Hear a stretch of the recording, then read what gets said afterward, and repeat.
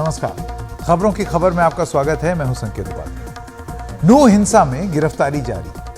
वो हिंसा जिसमें लोगों की जान गई, बड़ी संख्या में संपत्ति को नुकसान पहुंचाया गया और गाड़ियों को जला दिया गया। इंटेलिजेंस पूरी तरीके से विफल रहा। हिंसा 31 जुलाई को हुई थी, जिसके बाद कई दिनों तक कर्फ्यू लगाना पड़ा, इंटरनेट को बंद कर दिया गया। पुलिस ने नू में हुई हिंसा के मामले में कांग्रेस विधायक मामन खान को गुरुवार को गिरफ्तार कर लिया। इसमें पहले और इससे पहले 2 बार पूछताछ के लिए मामन खान को बुलाया गया, लेकिन मामन खान पूछताछ के लिए कभी नहीं पहुंचे। वो पंजाब हरियाणा हाईकोर्ट चले गए। वो निष्पक्ष जांच और सुरक्षा की मांग कर रहे थे, लेकिन गुरुवार को कोर्ट से उन्हें राहत नहीं मिली। कोर्ट ने कहा कि मामन खान निचली अदालत जाए। इसके बाद हरियाणा के फिरोजपुर की झिरका से कांग्रेस विधायक मामन खान को पुलिस ने गिरफ्तार कर लिया। एमएलए खान की गिरफ्तारी राजस्थान से हुई। मामन खान के खिलाफ नू के नगीना थाने में पुलिस ने एफआईआर दर्ज की थी। पुलिस का दावा है कि नगीना के बड़कली चौक की हिंसा में शामिल रहा मामन खान। वहां ऑयल मिल में आग लगाई गई थी, जिसमें कई लोग घायल हुए। लोगों को भड़काने का आरोप है। आरोपी विधायक के लगातार संपर्क में था, यानी कि जो इस पूरे मामले में जो आरोपी था वो मामन खान के संपर्क में था। दंगा फैलाने, लूटपाट, सबूत मिटाने, इन सब की साजिश की धाराएं इनके खिलाफ लगाई गई। अभी तक की जो इन्वेस्टिगेशन है उसमें ये शामिल जो तथ्य आए हैं वो उसमें ये शामिल हैं। जी, क्या सर रिमांड लेंगे आप उनसे? हाँ, उनका रिमांड लिया जाएगा। जी, अब तक के जो तथ्यों के से साबित हुआ है कि ये वायलेंस से कुछ देर पूर्व तक वहाँ पे मौजूद थे। गिरफ्तारी के बाद विधायक मामन खान को आज कोर्ट में पेश किया गया, जहां से उन्हें 2 दिन की पुलिस हिरासत में भेज दिया गया। हालांकि मामन खान के वकील का दावा है कि पुलिस के पास कोई सबूत नहीं। 2 दिन का रिमांड पुलिस ने को दिया ऑनरेबल सीजेएम साहब ने। 17 तारीख को मुलजिम पेश होगा। 17 को दूध का दूध, पानी का पानी होगा। क्या बरामद करना है पुलिस को? अभी क्या बोला? मोबाइल, सिर्फ मोबाइल और लैपटॉप। मामन खान की गिरफ्तारी के बाद नू में सुरक्षा बढ़ा दी गई। 2 दिन के लिए इंटरनेट को बंद कर दिया गया है। फिर अब आप सोचिए, इतने दिनों बाद तो वहां इंटरनेट खुला, फिर बंद। नू हिंसा से पहले हरियाणा विधानसभा में मामन खान ने एक बयान दिया था, जिस पर खूब बवाल हुआ। उन्होंने मोनू मानेसर को प्याज की तरह फाड़ने की बात कही थी। अब इस गिरफ्तारी को लेकर कई बातें कही जा रही हैं। एक बात तो ये कि कही जा रही है कि क्या हरियाणा पुलिस बैलेंस करने की कोशिश कर रही है। ये इसलिए क्योंकि हिंसा 31 जुलाई को हुई, एफआईआर भी दर्ज हो गई, लेकिन गिरफ्तारी इतने दिनों बाद 14 सितंबर को होती। 1 महीने से ज्यादा का वक्त लगता है। इस बीच हरियाणा पुलिस 2 ऐसे लोगों को गिरफ्तार करती है जिन पर हिंसा भड़काने का आरोप है। पहला नाम है बिट्टू बजरंगी और दूसरा नाम है अभी पिछले हफ्ते ही 7 महीने बाद गिरफ्तार हुए मोनू मानेसर। मोनू मानेसर की गिरफ्तारी मंगलवार को होती है और फिर गुरुवार को कांग्रेस विधायक मामन खान की। मोनू मानेसर की गिरफ्तारी की पूरी वारदात सीसीटीवी में कैद हुई। मोनू मानेसर की गिरफ्तारी के बाद मामन खान की गिरफ्तारी की मांग तेज हुई थी और ठीक 2 दिन बाद गिरफ्तारी भी कर ली गई। यही वजह है कि लगातार अब ये बातें हो रही हैं कि क्या ये जांच के नाम पर बैलेंस करने का एक प्रयास तो नहीं किया जा रहा है हरियाणा प्रशासन द्वारा। अब बात मोनू मानेसर की। मोनू मानेसर हरियाणा के भिवानी में 2 चचेरे भाई जुनैद और नासिर की हत्याओं के मामले में एक आरोपी और उस मामले में लंबे समय से फरार है, लेकिन फरारी के दौरान बयानबाजी भी करते रहे। राजस्थान के एक गांव के रहने वाले नासिर और जुनैद के जले हुए शव 16 फरवरी को हरियाणा के भिवानी में एक गाड़ी के अंदर बरामद हुए। राजस्थान पुलिस ने कोर्ट से इस हत्याकांड के सिलसिले में मोनू मानेसर की हिरासत मांगी। दस्तावेज देखने के बाद कोर्ट ने मोनू मानेसर को राजस्थान पुलिस की हिरासत में भेज दिया। लेकिन उसके बाद फिर जब यह मामला दोबारा अदालत में आया तो वीडियो कॉन्फ्रेंसिंग के जरिए मोनू मानेसर को प्रस्तुत किया गया। अब वो न्यायिक हिरासत। आप सोचिए हिंसा की कड़ियां कैसे जुड़ती। वही मोनू मानेसर जिसका नाम नासिर जुनैद की हत्या में आता है, उसी का नाम नूह में भी आता है। लेकिन क्या कार्रवाई वैसे होती दिखती है जैसी होनी चाहिए। मानेसर से मोनू मानेसर की गिरफ्तारी के बाद हरियाणा में बजरंग दल के कार्यकर्ताओं ने संगठन से इस्तीफा दे दिया। कई बीजेपी नेता भी कांग्रेस एमएलए मामन खान की गिरफ्तारी की मांग कर रहे थे। इसी बीच नूह पुलिस ने मामन खान को गिरफ्तार कर लिया। हालांकि पुलिस का दावा है कि उसके पास मामन खान के खिलाफ नूह हिंसा से जुड़े पुख्ता सबूत हैं। नूह से कैमरामैन अशोक महाले के साथ मैं मुकेश सिंह सेंगर, एनडीटीवी इंडिया। हालांकि मैं बहुत संतुष्ट होता अगर मोनू मानेसर और मामन खान विधायक की गिरफ्तारी पहले हो जाती। दंगों के पहले, अगर दंगों के पहले, प्रस्तावित यात्रा के पहले हो जाता तो शायद दंगों पर और अच्छा नियंत्रण हो सकता, दंगे होते भी नहीं। लेकिन उसमें जो प्रमाद दिखाई पड़ा, असमंजस की स्थिति दिखाई पड़ी, एक किंकर्तव्य विमूढ़ता की स्थिति दिखाई पड़ी, वो प्रशासन के लिए औचित्यपूर्ण नहीं है। ये तो ऐसा प्रतीत होता है कि दंगे होने के बाद जब कठोर आलोचना हुई तब मोनू मानेसर और मामन खान जी की गिरफ्तारी हुई है। और अगर पहले हो जाती, सिर्फ मैं यही नहीं कह रहा हूं कि मोनू मानेसर और मामन खान विधायक की गिरफ्तारी होती, बल्कि जितने भी शरारती तत्व हैं, भड़काऊ भाषण देने वाले, जिन्होंने चुनौती की भाषा इस्तेमाल की थी, जिन्होंने वातावरण विषाक्त करने की कोशिश की थी, उन सबकी निरोधात्मक कार्रवाई, प्रिवेंटिव अरेस्ट हो जानी चाहिए थी। क्योंकि नहीं हुई, इसलिए इतना भयानक दंगा भड़का और इसमें इतने लोगों की जान गई। 3 पुलिसकर्मी भी शहीद हुए, 2 होमगार्ड और 1 पुलिसकर्मी। तो ये चीजें अवॉइड हो सकती थी। लेकिन अगर ये कार्रवाई अब हुई है तो इसे नसीहत लेनी चाहिए कि अगर समय रहते गिरफ्तारी हो जाती तो उसका एक कड़ा संदेश जाता, जो कड़ा संदेश गया नहीं था। खैर, अब वो कड़ा संदेश चला गया है। लेकिन दोबारा यदि कभी ऐसी शोभा यात्रा निकलती है या इस तरीके की कोई आपत्तिजनक बयानबाजी होती है तो इस प्रकार की भड़काऊ बयानबाजी का कोई स्थान हमारे समाज में नहीं है। और जो बड़बोलापन कोई भी दिखाए, वो मोनू मानेसर हो, मामन खान हो, दोनों का स्थान और ऐसे सभी लोगों का स्थान जेल की सलाख के पीछे है और कठोर कार्रवाई होनी चाहिए। मेरा यह भी परामर्श होगा कि इनके खिलाफ नेशनल सिक्योरिटी एक्ट के अंतर्गत निरुद्ध आदेश निर्गत किए जाएं, जिसमें कम से कम 1 साल की इनको निरुद्ध करने की प्रक्रिया है और व्यवस्था है। अगर 1 साल के लिए निरुद्ध हो जाएंगे तो निश्चित इसका बड़ा सकारात्मक परिणाम और संदेश पूरे क्षेत्र में जाएगा। जो त्रुटियां हमने पिछले बार के दंगों में की, वो त्रुटियां न करें। त्रुटि नंबर 1, भड़काऊ बयानबाजी करने वाले, उनके ऊपर कार्रवाई नहीं। बाहुबलियों जो अपने हथियार चमका के घुमा करते थे, मोनू मानेसर, बिल्लू, बजरंगी, इस तरीके के लोगों को, उनको भी जेल की सलाख के पीछे होना चाहिए था। जिनके पुरानी सजा यावी थी उनको भी प्रिवेंटिव अरेस्ट में गिरफ्तार होना चाहिए था। और जुलूस को निकालने का समय और उसमें जुलूस के मध्य में आगे और पीछे पुलिस बल होना चाहिए था। उसको क्षेत्र को चूंकि मालूम था सबको कि संवेदनशील मामला है, तो और पुलिस बल छतों के ऊपर, जंगलों में, पहाड़ी के ऊपर, जिससे कि जो पुलिस और जनता के ऊपर फायरिंग हुई वो नहीं हो सकती थी। जिस दिन नासिर और जुनैद की हत्या हुई लोहारू के एरिया में, क्योंकि मैं वहां का एसपी रहा हूं, लोहारू साइड भिवानी का भी और प्लस मेवात में भी, तो मुझे एक टॉपोग्राफी अच्छी तरह से नॉलेज में है। उसी दिन मोनू का नाम आ गया और पंचायतें शुरू हो गई थी। जो सबसे बड़ी गलती पुलिस की थी, उसी वक्त ही इस मोनू मानेसर को गिरफ्तार करना चाहिए था और पक्के सबूत थे उनके पास। जो लेट हुआ, उसके रेपरकेशन के अंदर मेवात में नफरत की आग भड़कती रही और पुलिस को यह पता था कि नफरत की आग भड़क रही है, क्योंकि पंचायतें लगातार हो रही थी मानेसर मोनू के फेवर के अंदर। तो इन पंचायतों को रोकने का जिम्मा लैंड ऑर्डर का पुलिस का ही था। इसके ऊपर आग में घी का काम कर दिया वहां के एमएलए साहब ने, मामन जी ने। उन्होंने विधानसभा में ही फ्लोर के ऊपर ये कह दिया कि अगर मोनू मानेसर नू के एरिया में, मेवात के एरिया में आया तो हम प्याज की तरह उसका सिर कुचल देंगे।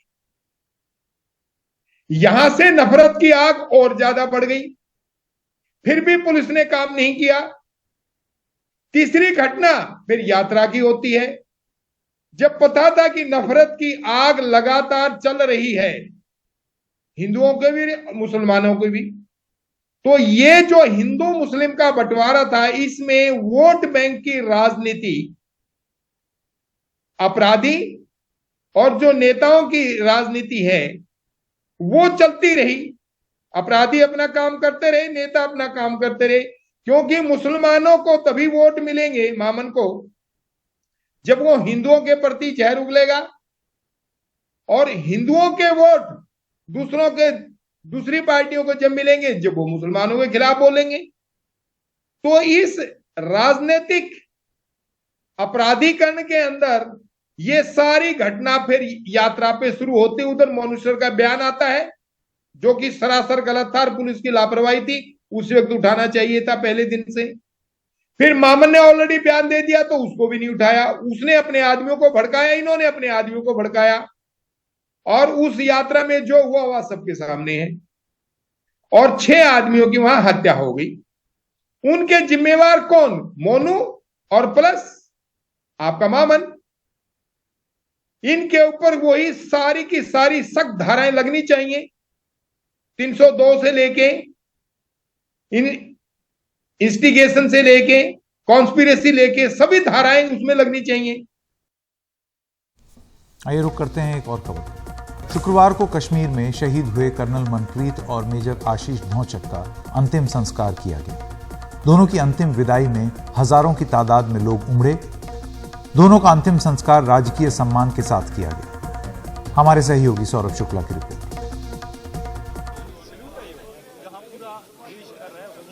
इन तस्वीरों को देखकर पूरे देश की आंखें नम हैं। कर्नल मनप्रीत के 6 साल के बेटे ने कुछ इस तरह सेना की वर्दी पहनकर अपने पिता को अंतिम विदाई दी। बेटे का ये सल्यूट पूरे देश को हिम्मत दे रहा है।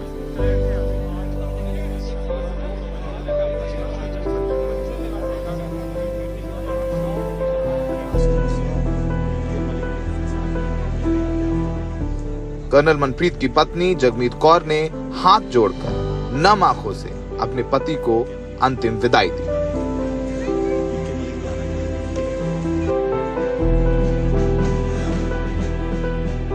पहले कर्नल मनप्रीत का पार्थिव शरीर उनके पैतृक गांव मोहाली के मुल्लनपुर लाया गया, जहां उनके दर्शन के लिए पंजाब और हरियाणा से हजारों लोग पहुंचे।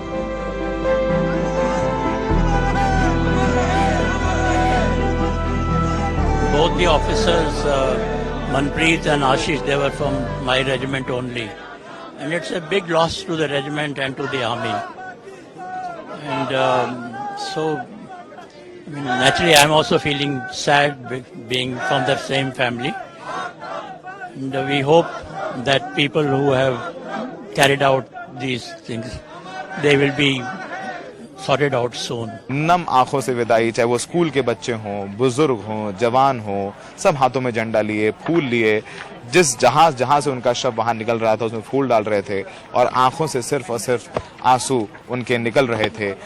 उनकी बहनें भी यहाँ पर अंतिम संस्कार में पहुंची, फूट फूट कर रोईं, लेकिन जब लोगों का जज्बा देखा तो उन्होंने भी मेजर आशीष के लिए जय घोष के नारे लगाए और फिर टूट गईं। उनकी पत्नी टूटी हुई हैं।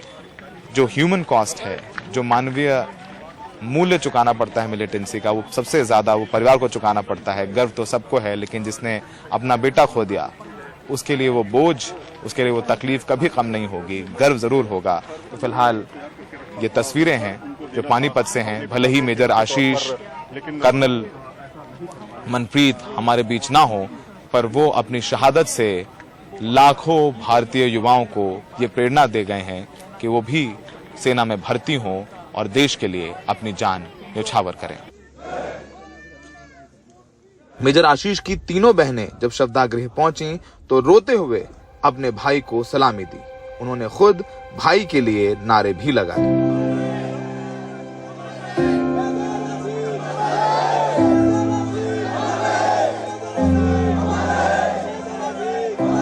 मेजर आशीष की मां पूरे 15 किलोमीटर अंतिम यात्रा में बस इसी तरह हाथ जोड़कर अपने बेटे को निहारती रहीं और मेजर आशीष की पत्नी रोती रही। ऐसा लगा कि पूरा हरियाणा ही परिवार के साथ रो रहा है।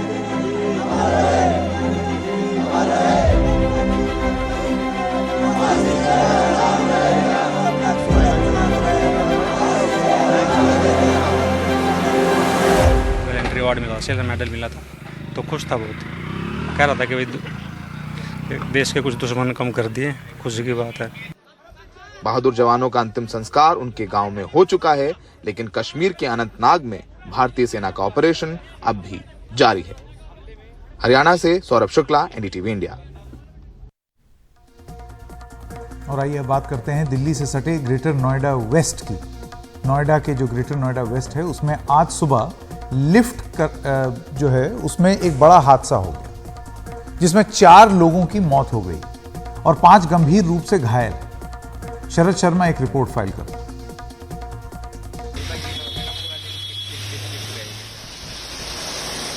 शुक्रवार सुबह जब अचानक मौसम ने करवट ली और दिल्ली एनसीआर में तेज बरसात होने लगी, तो उसी दौरान Greater Noida West Tech Zone 4 के आम्रपाली ड्रीम विलेज फेज 2 में दर्दनाक हादसा हो गया। बन रही बिल्डिंग में मजदूरों को चढ़ाने उतारने वाली लिफ्ट 9वीं 10वीं मंजिल से अचानक जमीन पर आ गिरी। लोगों का आशियाना बनाने में लगे 4 लोगों की इस दर्दनाक हादसे में मौत हो गई, जबकि 5 लोग गंभीर रूप से घायल हैं और उनका इलाज जिला अस्पताल में चल रहा है। ये सभी वो मजदूर हैं जो यूपी और बिहार से काम की तलाश में बड़े शहरों में आते हैं और ऐसे हादसों का शिकार हो जाते हैं। नहीं, हम बगल वाले टावर में थे, वहाँ से देखा जब ये गिरा एकदम बम की तरह धमाका आवाज हुआ। हाँ। फिर हम आते आते ये लोग निकल के लेके गए इनको। अच्छा, तो मतलब क्या, मतलब वैसे तो जांच होगी, लेकिन आपको क्या लग रहा है क्या कारण हो सकता है ये अचानक से लिफ्ट नीचे आके गिरी? और पहले से तो लिफ्ट का वो हुआ नहीं, इसका नट बोल्ट पहले से ढीला था, पहले से इसका नट बोल्ट बेकार हो चुका था। अच्छा, तो इन्होंने यहाँ पे कोई ध्यान नहीं दिया, वही चीज पहले तो नट खुला। हाँ। उसका बाद ये जब सरकने लगा, गिरने लगा, गिरते गिरते मोटर वहाँ लटक गया 12-13 मंजिल पे ऊपर। अच्छा। फिर ये एकदम बम करके नीचे गिर गया एकदम। तो पता नहीं आज कैसे ऐसा हो गया, किसी का भी पता नहीं है। 9वीं 10वीं मंजिल पर लिफ्ट का एक छोटा सा हिस्सा अब भी लटका हुआ दिख रहा है और नीचे आ गिरी लिफ्ट भी। प्रशासन का कहना है इस हादसे के कारण की जांच होगी। ये कुल 5 लोग हैं जो इंजर्ड हैं और थोड़े क्रिटिकल भी हैं, उनको हम लोग पूरा इलाज दे रहे हैं यहाँ पे जिला अस्पताल में, और 4 लोगों की मृत्यु हो चुकी है। अभी पूरी घटना की जांच हम लोग कर रहे हैं, क्योंकि अभी तो बचाव कार्य चल रहा है ताकि हमारे जो लोग घायल हैं उनको इलाज मिल सके। इसमें जो भी दोषी होगा वो अभी हम लोग छानबीन करके उसके खिलाफ सख्त कार्रवाई करेंगे। और आखिर में इस प्रोजेक्ट के बारे में भी जान लीजिए। ग्रेटर नोएडा वेस्ट के टेक जोन 4 में आम्रपाली बिल्डर का ये प्रोजेक्ट है।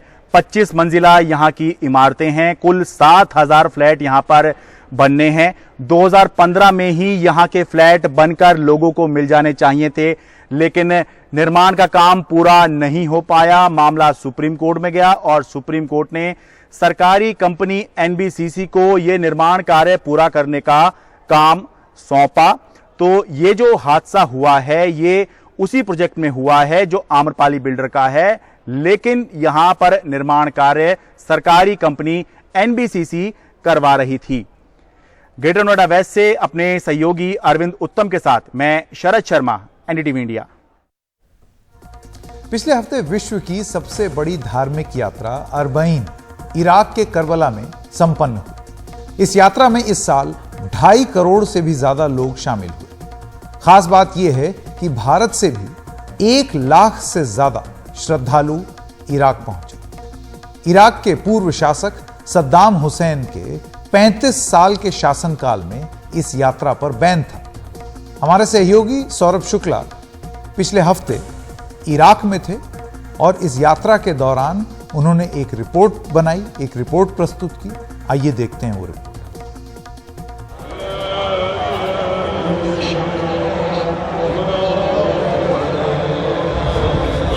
तापमान 45 डिग्री से ज्यादा है और लाखों लोग इस चिलचिलाती धूप में अपने छोटे बच्चों और बुजुर्गों के साथ पैदल इराक के नजफ शहर से करबला की ओर लगभग 80 किलोमीटर की पैदल यात्रा कर रहे हैं।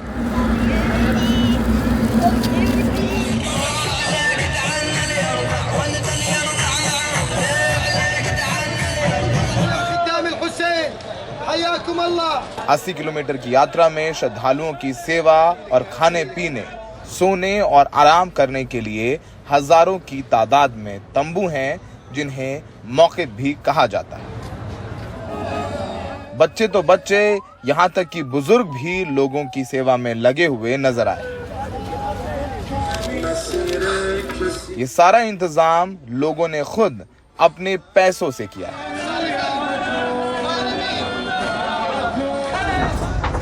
सेवा भाव ये कि चलने वाले श्रद्धालुओं के लोग पैर भी दबाते हैं। पूरा जितना इंतज़ाम है, इंतज़ामिया, ये सिर्फ जनता के हाथ में है। सारा खाना आपने देखा होगा, अंजुमने, सारी चीज़ें, करोड़ों रुपया, मतलब कम से कम 100 करोड़ रुपए का। 4 करोड़ लोग हैं नजफ करबला मिला के 2-3 जिलों में, तो सोचिए कितना। 25-30 दिन से और फिर सबका खाना पीना और बेहतरीन खाना, अच्छे बिस्लरी का पानी उनको नसीब किया जाए, इसमें कोई गवर्नमेंट का हाथ नहीं है। जब श्रद्धालु कई दिन पैदल चलकर करबला पहुंचते हैं तो इमाम हुसैन की दरगाह को देखकर उनके आंसू निकल आते हैं। आंसू निकलने की सबसे बड़ी वजह है इमाम हुसैन की शहादत।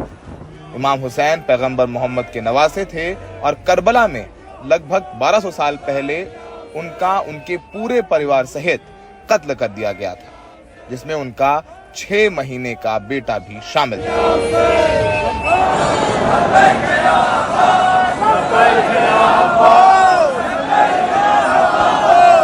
इमाम हुसैन मदीने से अपने घर वालों के साथ, अपने 72 चाहने वालों के साथ इस सरज़मीन पे पहुँचे और यहाँ पे यजीद का जो लश्कर था तकरीबन 90,000 की तादाद में, उसने उनको यहाँ पे घेर लिया और उनके 72 साथियों के साथ उनको बेदर्दी से शहीद किया गया, कत्ल किया गया, उनकी लाश पर घोड़े दौड़ाए गए। तो ये आज आने वाला हर शख्स, पूरे दुनिया के हर मुल्क से करोड़ों की तादाद में पहुंचने वाला करबला में ये आदमी ये कहता हुआ आता है कि हुसैन, अगर हम होते तो आपका साथ देते, आपके 6 महीने के बच्चे को हम बचाते, आपको जो पानी नहीं दिया गया, आपको जो प्यासा कत्ल किया गया उस तपते हुए सहरा में, और भूखा प्यासा 3 दिन का सबको शहीद किया गया, हम होते तो आपका साथ देते।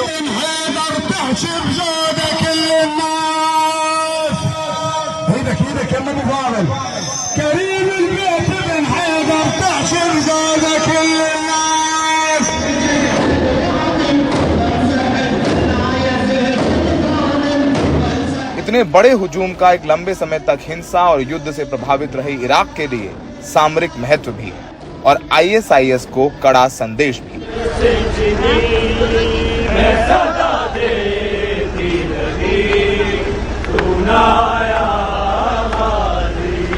जब 2014 से लेके 13-14 से लेके 18-19 तक जब इस्लामिक स्टेट का यहाँ बहुत ही एक तरह से कह लें कि हैबत थी लोगों में, वो बार बार अटैक करते थे, श्राइन पे भी अटैक की कई कोशिशें की गई, कई ज़ायरीन जो है वो मारे भी गए। तो लोगों को ये लगता था कि शायद इससे डर के लोग आने कम हो जाएं, पर वो उस साल रिकॉर्ड नंबर्स में लोग आए और उसने वो जो एक फियर साइकोसिस था ना, उसको ब्रेक कर दिया। जो इस्लामिक स्टेट का फियर साइकोसिस था उसको उन्होंने ब्रेक कर दिया। और एक हेडलाइन मुझे याद है कि किसी ज़ायरीन से, ईरान से कोई फीमेल आई थी और उनसे कहा गया कि यहाँ पे दाइश जो है वो अरबिक में इस्लामिक स्टेट का शॉर्ट फॉर्म है, तो यहाँ दाइश है और आप फिर भी आई हैं। और उसका जवाब था कि दाइश क्या, दाइश की यहाँ पे बारिश भी अगर होगी, यानी एक नहीं अरबों दाइश आएंगे तो मैं आती रहूँगी। तो मुझे नहीं लगता कि इससे ज़्यादा चैलेंजिंग, इससे ज़्यादा आप जो है उसको कोई पॉलिटिकल सोशल चैलेंज दे सकते हैं। पूरे अरबईन में 1 लाख भारतीय भी शामिल हुए। भारतीयों ने मातम भी किया और भारत का झंडा जगह जगह लहराता नजर आया।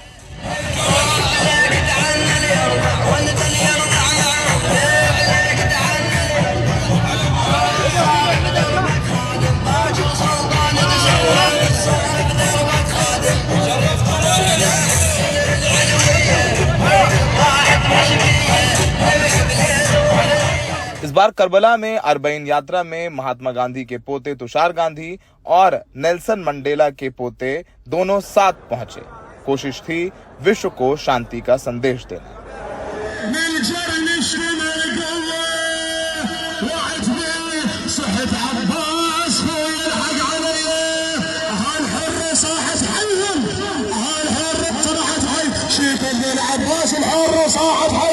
जब लोग यहाँ पहुँचते हैं तो हजरत इमाम हुसैन की शहादत में नोहे भी पढ़ते हैं।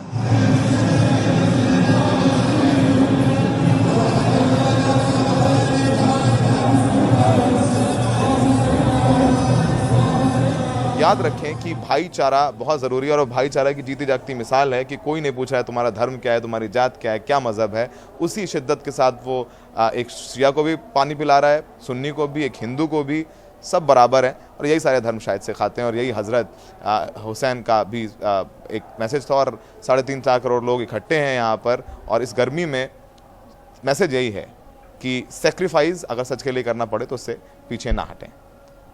इराक से सौरभ शुक्ला, एनडीटीवी इंडिया।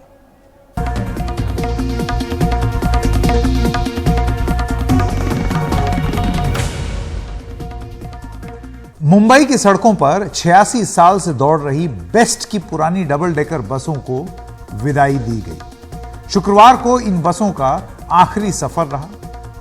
अब इन्हें म्यूजियम में रखने की भी तैयारी शुरू कर दी गई। ये लाल रंग की डबल डेकर बसें मुंबई में साल 1937 यानी कि अंग्रेजों के जमाने से दौड़ रही थी। मुंबई के यात्री, ड्राइवर, कंडक्टर सभी भावुक दिखे। लेकिन यह जान लीजिए कि ऐसा नहीं है कि डबल डेकर चली गई। अब इलेक्ट्रिक डबल डेकर आएगी, लेकिन वो जो डबल डेकर का जो दौर जो फिल्मों में भी देखने को मिला, शायद उस तरीके की डबल डेकर मुंबई में अब देखने को ना।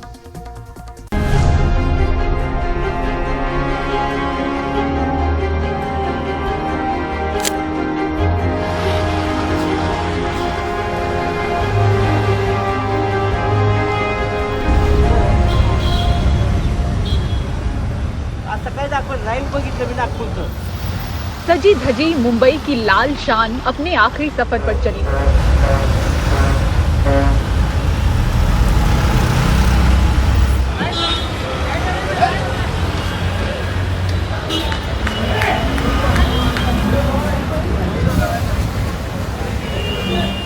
भागते दौड़ते शहर को 14 फीट की ऊंचाई से मुंबई दर्शन करवाने वाली, खुली हवा से सहलाने वाली डीजल डबल डेकर बस का 86 साल का सफर खत्म हो गया है। अब ये मुंबई की सड़कों पर नहीं दौड़ेंगी। मुंबईकरों की सुनहरी यादें इतनी पुख्ता हैं कि बात करते करते आंसू निकल आते हैं।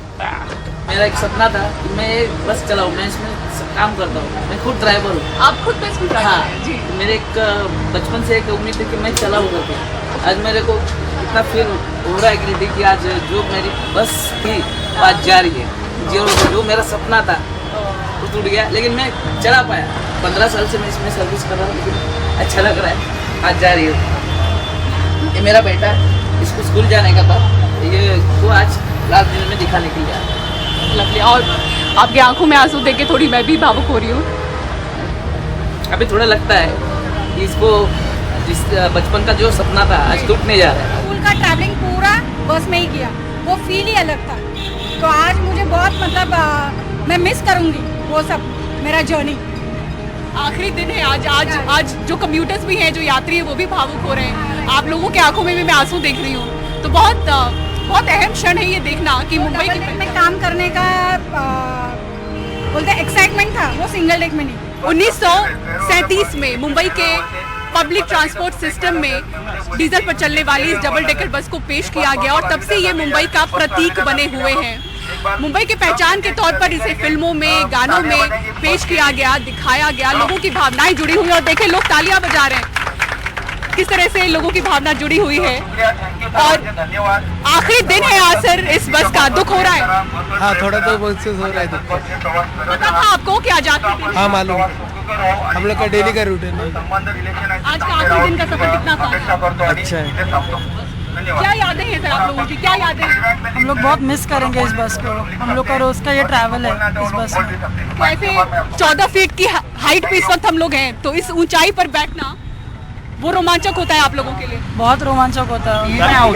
आप भी पहली बार ट्रैवल कर रहे हो? पहली बार यानी एक्चुअली मेरा बचपन से मेरा काफ़ी एक्सपीरियंस है डबल डेकर में। यहाँ तक कि मैं 215 पकड़ता था जुहू चौपाटी के लिए बचपन में, बट अभी मुझे ये पता चला कि ये this will be the last, तो मैं स्पेशली मैं ये बस के लिए आया हूँ। और यहाँ पर एक और यात्री हमसे बात करना चाह रहे हैं। जी सर, आखिरी दिन दुख हो रहा है? दुख नहीं हो रहा है, यादें हैं। मेरी लव स्टोरी यहाँ पे है।